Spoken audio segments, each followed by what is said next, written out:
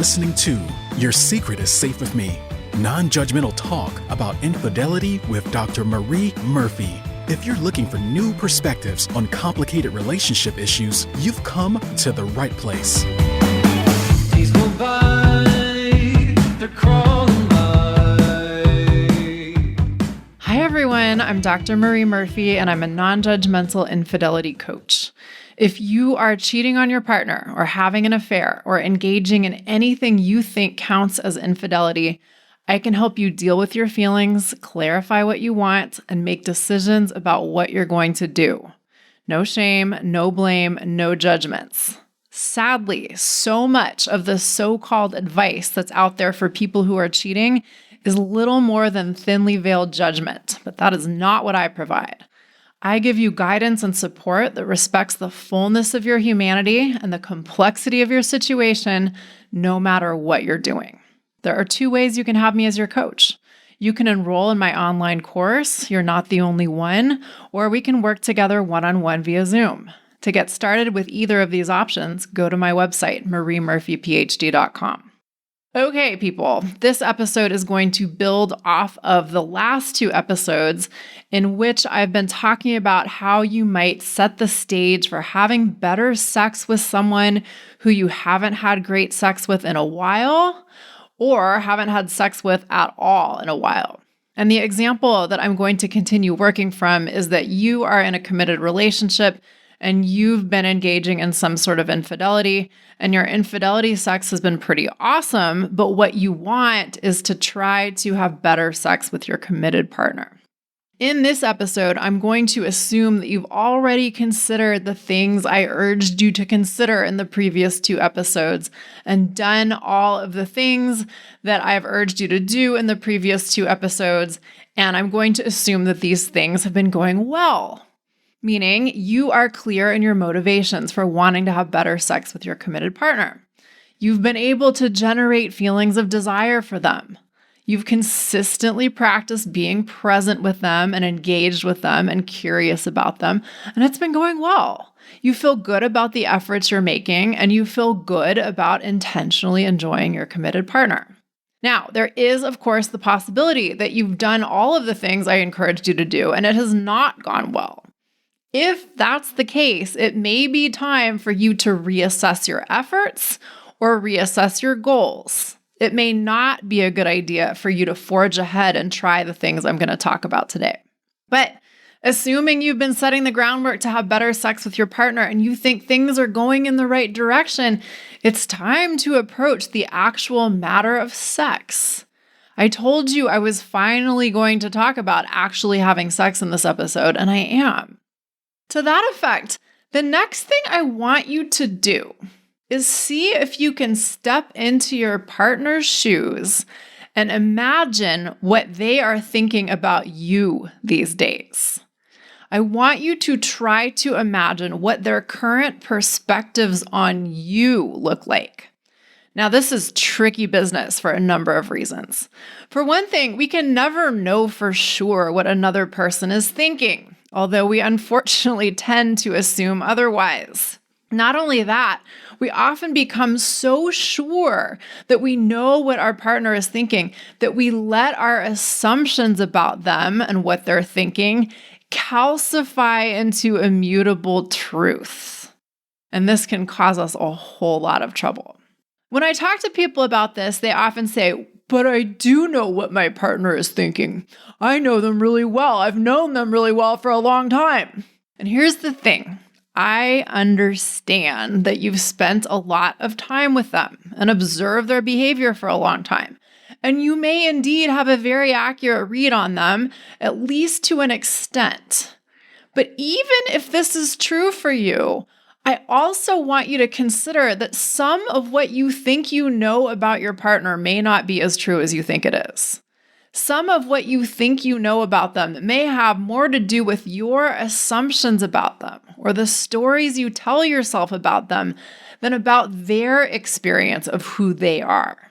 And moreover, it may behoove you to assume that there might be more to them than you know or understand, Even if you do have a good partial sense of who they are, a good partial picture of who they are and what they think and feel these days, you might not know the whole picture.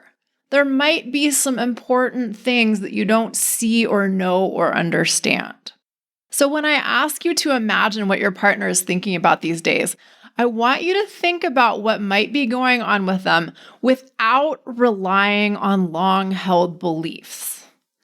If you were them and you were experiencing your own behavior from their vantage point, what might you think about you? How might you feel about you? That's one way to go about guessing as to what they might be thinking about you.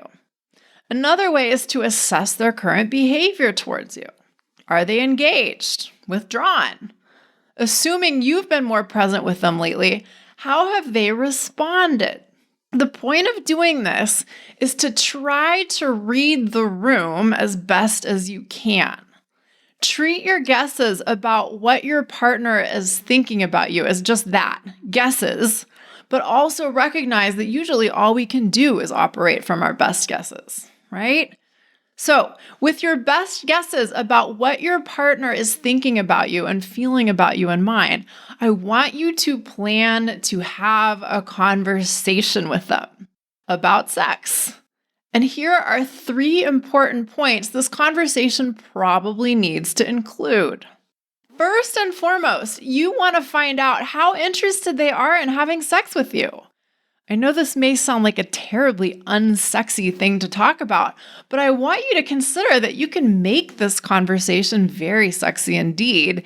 And I also want you to consider that you really need to know where your partner stands in terms of having a sexual relationship with you, right? If you want to have better sex with them, but they aren't interested in having sex with you at all, or aren't particularly interested in cultivating and enriching your sexual relationship, that's probably where your efforts to have better sex with this particular person will come to an end.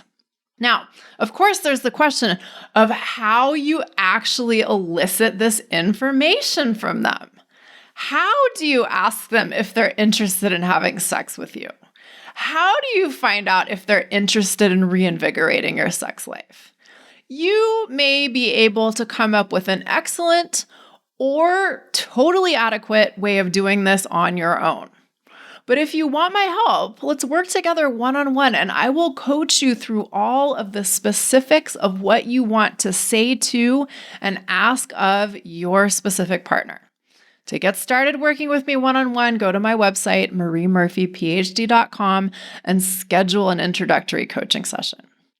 If your partner indicates that they are interested in having sex with you and are interested in cultivating your shared sexual relationship, the second important order of business is to convey your enthusiasm for them and your enthusiasm for having a mutually satisfying sexual relationship with them. This is where some people go off the rails. I see clients who decide to recommit to their spouse after they've been having great sex with their affair partner, and they go to their spouse with a sexual wish list or even a set of sexual must-haves. They ask their spouse, "Hey, do you want to work on our sexual relationship?" And their spouse says yes. And then the person who has been cheating says, "Okay, well, I want our sexual relationship to include this and this and this and this and this and this and this." It's fine to have preferences and requests. Of course, it's fine to have preferences and requests. But I don't recommend you lead with your preferences and requests. Instead, I encourage you to stress to your partner that you want to create a mutually satisfying sexual relationship with them and that you want to be attuned to what that entails for them. Assuming, of course, that you truly want to do this, which hopefully you do if you're trying to have better sex with this particular person. There will be plenty of time for you to articulate your preferences and requests later. If you find that you're in a huge rush to have your sex life include certain things, that may be an indication that it's time for you to reconsider what you're doing. If you want your sex life to include certain things or have certain specific qualities or attributes to it, you can seek those things out specifically. You can make going after your specific sexual preferences and wants your highest priority. But if you want to improve your sex life with a specific person, you've got to remember that they have their own preferences and desires and priorities. And your objective is to figure out what the two of you can co-create. The third thing I want you to do in this conversation about sex with your partner is find out if there's anything your partner wants to talk about in relation to your sex life. This is important, but this does have the potential to be a real can of worms. For example, if your partner knows you have cheated, they may have all kinds of things they want to talk to you about in regards to your sex life. And they might be eager to verbalize the things they want to talk about. Or they might be very reticent to talk about the things that are on their mind. Either way, that can be a real thing to be dealt with. But either way, it can be dealt with. It's also possible that they have a few things they want to talk to you about regarding your sex life, but it's a manageable few things that are easy to discuss. Even though you don't know what you're getting into when you ask if there's anything your partner wants to talk about regarding your sex life, asking gives you the opportunity to deal with problems that have been festering for a long time or to prevent new problems from forming. It also shows your partner that you care about their experience of your sex life and that you're receptive to what they have to say and willing to talk about things that are important to them. And arguably, these are essential ingredients in a long-running, mutually satisfying sexual relationship. So that's 3 simple things. Find out if your partner is interested in having sex with you and cultivating your sexual relationship. Convey your enthusiasm for creating a mutually satisfying sexual relationship. Ask your partner if there's anything they want to talk about in regards to your sex life. If you're shaking your head and saying, I don't think it's simple to talk about these things at all, I get it. If you need help with this, schedule an introductory coaching session with me. When I say it's simple, I'm not saying that you should find it easy, at least not necessarily. So many of us never learned how to communicate about sex or relationship dynamics or the intersection of sex and relationship dynamics. So having conversations like the one I've just suggested you have may not be something you have a great sense of how to navigate. But for one thing, I'm here if you need help. And for another thing, I want you to start to consider the possibility that even if talking about sex and relationship stuff is foreign to you, it doesn't have to be complicated.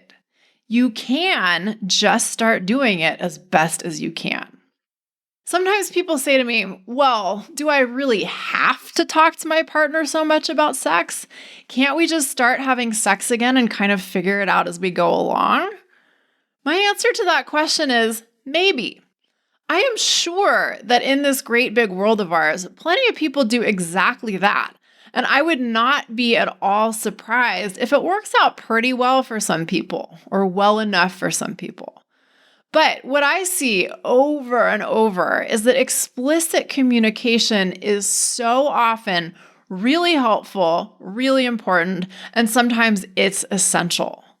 Sometimes the only way to get what we want in life is to use our power to speak, to communicate about things that are important to us as honestly and precisely as we can. Sometimes the only way to get what we want sexually is to ask someone explicitly what they want and tell someone explicitly what we want, right? And then talk about how we actually do these things together. So I am a firm believer in the power of explicit verbal communication to facilitate not just better sex, but excellent sex. Can some communication about sex be nonverbal? Yes, absolutely.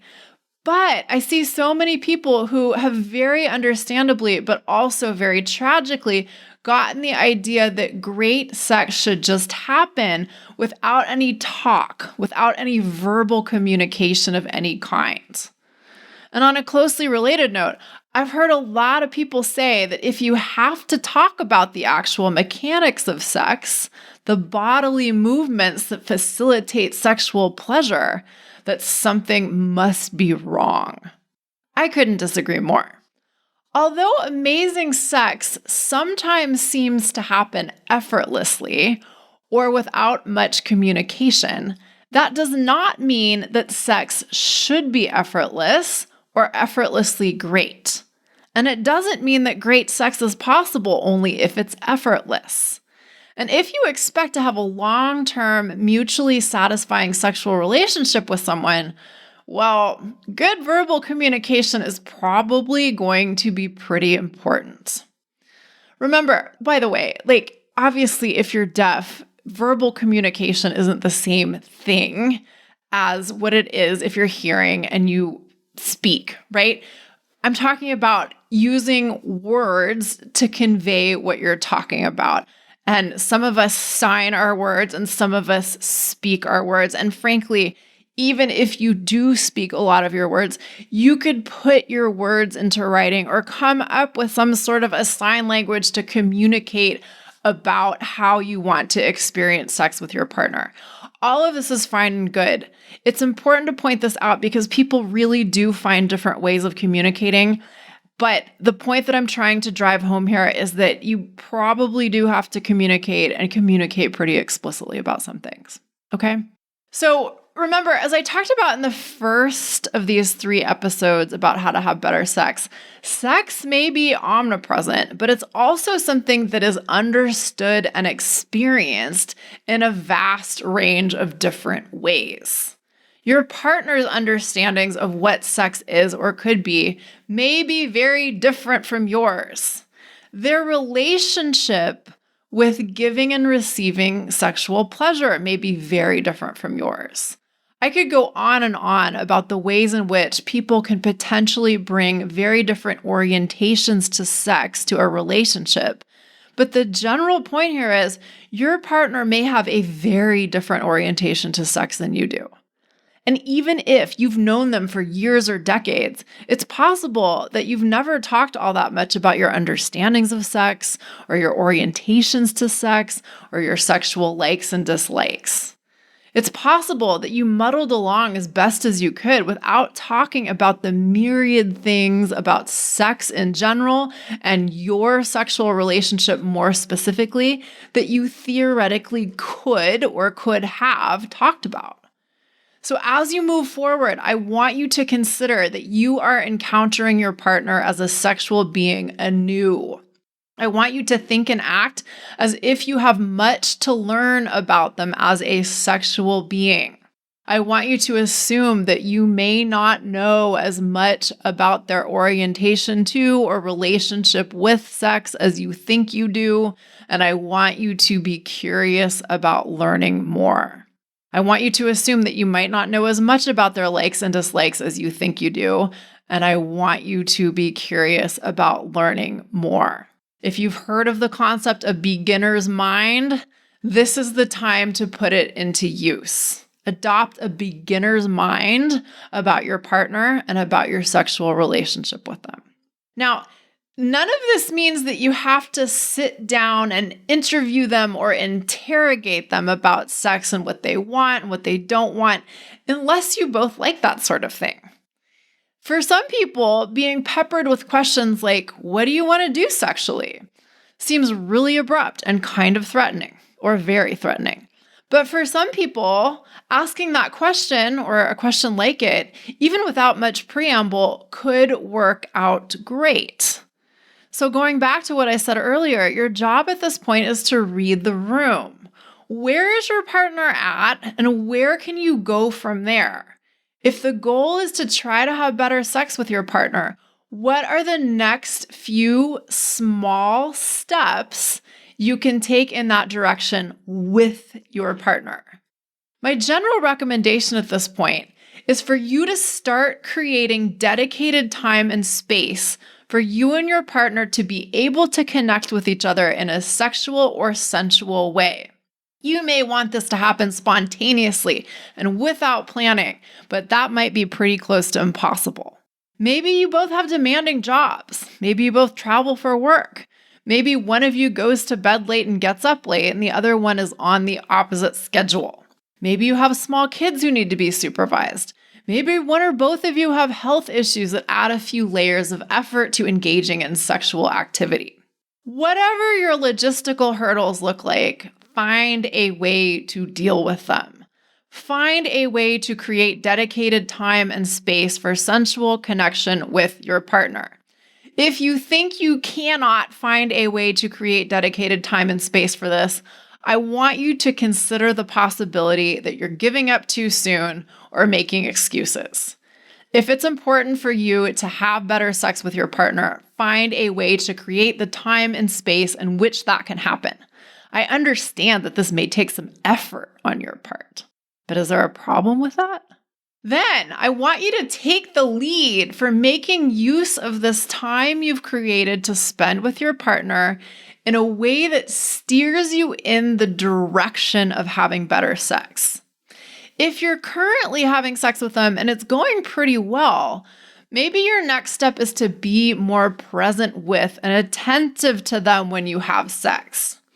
If you've been thinking about your affair partner when you're having sex with your committed partner, I want you to practice deliberately shifting your focus to the person you ostensibly want to be having better sex with.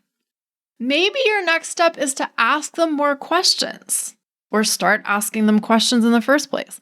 Let's say your partner says something like, I'd really like it if you touched me in this way, not that way. Your inclination might be to check out or get defensive. Or maybe your partner says, I really don't like it when you do that thing you always do.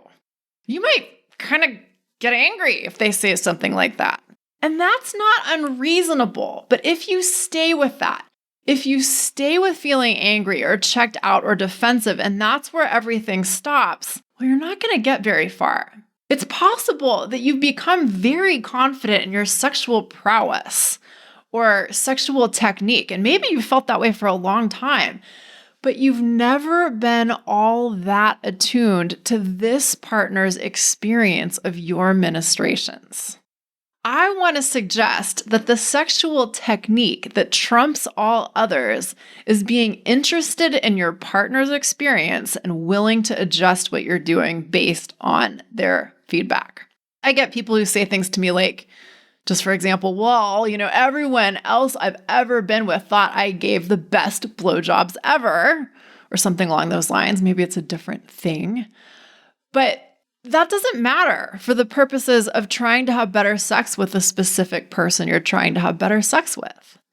If what you're trying to do is enjoy sex with the person you are with, it doesn't really matter how everyone or anyone else you've ever been with has experienced your blowjobs. What matters is being attuned to the particular person you are with, and them to you, of course.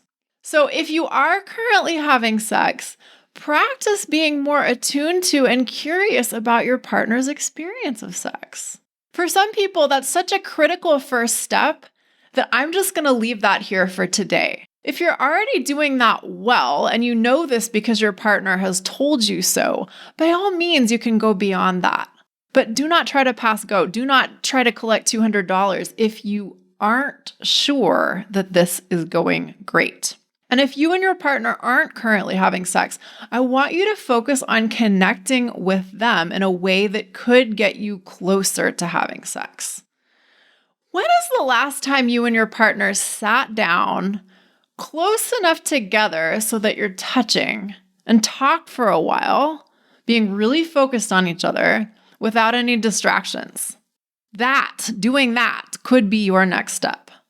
Or when is the last time you and your partner lay with each other, clothed or unclothed, just for the sake of enjoying each other's physical presence? Doing that could be your next step. Now, if this doesn't sound like sex, you're right, or at least this doesn't fit, these kinds of activities I just described don't fit some people's definitions of what sex is. But hopefully doing all of the things with your partner that can help you warm up to having enjoyable sex is pretty darn enjoyable in its own right. As you are doing this, as you are working on creating consistent opportunities for you and your partner to connect in a sensual way, or in a way that helps the two of you build the kind of connection that could lead to sex, I want you to remember that your job is to stay really present and engaged, no matter what's going on. Some people give their partner 2 massages and then they have a tantrum because the second massage didn't lead to them having sex or didn't lead to them having mind-blowing sex. You do not have to exercise infinite patience here. You do not have to diligently work on being present with your partner and fostering your sensual connection for months upon months without any change in what's going on. But it's important to remember that if you've been disconnected from your partner for any length of time, it's probably going to take more than 2 massages to get you from no sex to great sex. If you're going to bother making this effort at all, I encourage you to commit to it for a particular time frame that seems reasonable to you. And within this time frame, you don't allow yourself to wonder if what you're doing is quote unquote working or not. You give the project a little time before you assess your progress. How long should you commit to trying to foster sensual connection with your partner before you assess the progress? There's no one-size-fits-all right answer to this question, but if you do need a starting point, I'll just say give it a month. But how you use that month, what you do in that month, matters more than the length of time itself. It matters more than giving it a month just for the sake of giving it a month. So, whether you are currently having sex with your partner or are trying to work up to that, your job is essentially the same. Be really present with them in your interactions. Be really attuned to their experiences. Solicit their feedback and respond to it as best you can. Be curious about them and their experience of your connection with them, physical or otherwise. Now, at this point, you may be again thinking, well, what about me? Doesn't my partner also need to attend to me? And the answer to that is sure. But as strange as this might sound, I don't encourage you to focus on that just yet. In the initial stages of trying to have better sex with your partner, I encourage you to focus on taking responsibility for what you have the power to control, and that is what you put into your engagement with your partner. Remember, we are presuming that you are doing all of this because you have decided that you really want to have better sex with this specific person. You're not doing any of this because you should or you have to. And if at any point you start to realize, hey, maybe I'm not enjoying this process. Maybe I'm not all that interested in trying to cultivate a sensual connection with my partner that has no guaranteed outcome associated with it. Maybe I am doing this because I think I should, right? If at any point these things start to occur to you, you can pivot. You always, always, always have the right to change your mind. Even if you've had a big talk with your partner about reconnecting with them and trying to start a new sexual chapter with them, you have every right to say, you know what? This just isn't working out like I'd hoped it would for me. I need to change course. When I work on this stuff, when I work on the process of having better sex with a particular person with one-on-one clients, they often want to know how things are going to turn out. They want to know for sure whether or not it's possible for them and their partner to have a better sex life. And my answer is always the same. You won't know until you try. You can't know until you try. What I see, and this is, the caveats I already discussed in the previous episodes. If you and your partner have decided that you're sexually incompatible, there's no point in trying. But if you've gotten past that and you've decided that it's worth a try, the only way to find out what's going to happen is to actually try. What I see amongst my clients is that some people try to do this and they end up having better sex with their spouse or their long-term committed partner than they ever thought possible. That does happen. And believe me, people are very excited about it when it does happen. And they're very glad that they put in whatever effort it took to make it happen. And It is also true that some people endeavor to improve their sex life with their committed partner, and it just doesn't work out the way they'd hoped it would. But often, people are really glad to have tried anyway. Upon deciding that their sex life with their committed partner is not sufficiently satisfying to them, some people choose to end that relationship, but people often feel a lot better about making that decision after having done their very best to improve that sexual relationship first. And some folks say that what they learned through trying to improve their sex life with their committed partner is priceless to them, even if that particular relationship didn't work out. Sometimes the process of trying to have better sex with a particular person is the most sex education, so to speak, a person has ever gotten or has ever experienced. And whatever you learn sexually with one person, you can bring to a relationship with another person. Not in a cookie cutter, one size fits all kind of way, but in a broadening of your understanding kind of way, right? So the fact is, you don't know how your efforts are going to turn out before you actually put in the effort to try to have better sex with your person. But you can contribute to bettering your sex life, bettering your sexual relationship in a way that you feel great about. And you can take satisfaction from doing that, even if you don't know what the outcomes are going to be in advance, right? You can take great pleasure and satisfaction from being the change you wish to see in the relationship. You can take pleasure and satisfaction from deciding to take a leadership role in trying to usher you and your person into a more satisfying sexual relationship. And you can trust that no matter how things go, this is going to be a situation that you benefit from, right? If you put in what you consider to be sufficient, sincere effort to better your sex life, and your partner doesn't respond in a way that you like, you can say, okay, I tried, and then you can decide what comes next. But you may find that your partner starts to respond to your attention in a way that you find very favorable. And from there, you can start to ask them for more.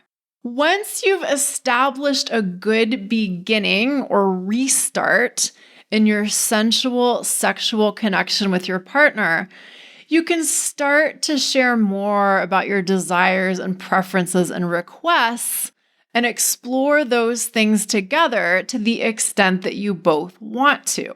But establishing a baseline of consistent sensual and sexual rapport first may go a long way towards helping you get more of what you want in the longer term.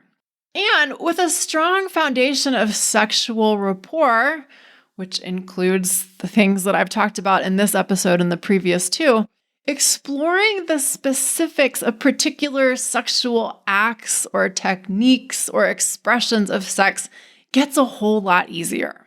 Okay, I wish you all the best in your explorations of better sex with your partner.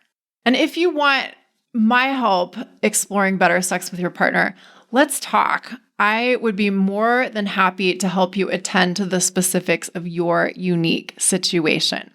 If you're interested in working with me one-on-one via Zoom, go to my website, mariemurphyphd.com, and schedule an introductory coaching session with me.